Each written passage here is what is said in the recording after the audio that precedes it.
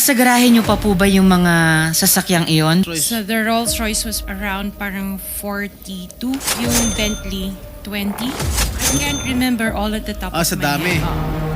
Sarah, Diskaya, nasa garahe niyo pa po ba yung mga sasakyang iyon pag chinek po ngayon? Yes po. And sabi niyo po kasi sa kanila nung interview, 40. Gano'ng karaming kotse meron kayo? Personal use lang namin, nasa 30 plus na yata siya. 30 plus. 40. Mga 40 plus. Ngayon 28. Ilan ba talaga ang sasakyan niyo? Kasama pa yung mga service cars ng mga employees ko that is owned by the companies. Royce. So the Rolls Royce was around parang 42. The Maybach 22. Yung Bentley 20. Yung Cadillac po. Parang yan, mga 11 yata po yun. One white, one black. Yung isa 8. Yung black. Yung GMC. Dalawa. Parang nasa 11 din yata siya. Just the one autobiography, 16. Defender, Range Rover.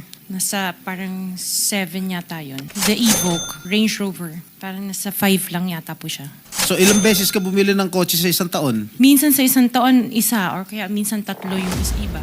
Yung sinabi niyang pinagbilan niya, yung Frebel Enterprises, ito yung mga charge ng BOC. Puro smuggle ng sasakyan nito. So ilan po yung mga sasakyan na sa inyo at inyong pamilya? 28. 28. Oh, napakarami pa rin po.